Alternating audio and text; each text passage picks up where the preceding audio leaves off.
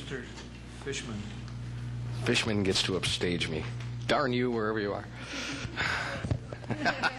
I see you. I'm John Patten, VeniceFlorida.com. I'm also a board member of the Venice Taxpayers League. And I think as a writer who's been researching this a good 40, 50 hours over the last week and a half, this has been a story that has been tremendously difficult to understand. I was told at one meeting, this is a very simple story. Nah, it ain't. This is like the first 6 chapters of Dune. This is politics within politics within politics. And finally we get to a murder six chapters in. As a writer, it'll be far more interesting to me if you do pass this.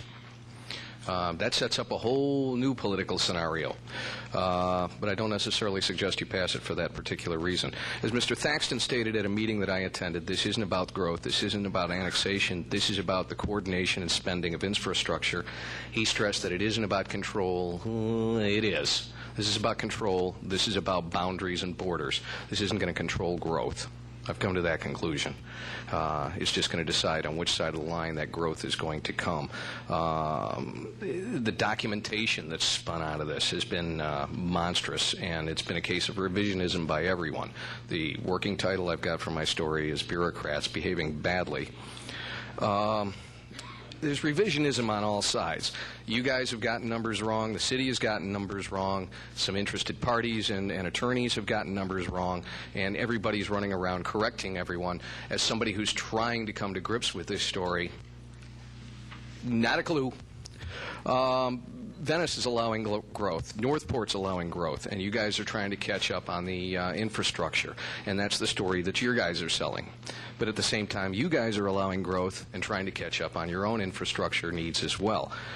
The most important statement that I heard came from Mr. Thaxton, and I didn't really come to grips with it until the next day when I had an epiphany about it, and it was in a Q&A that I was giving him, and he was being very gracious, and I was being very tough with him, about impact fees.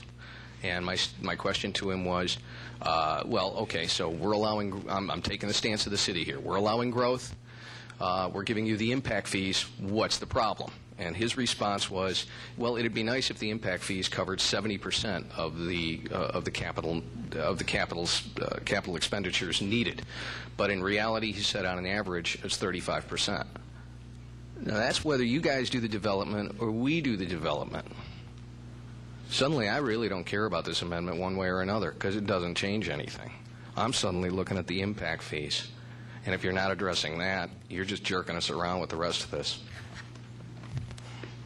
Okay, here we are. Mr. Fishman, final.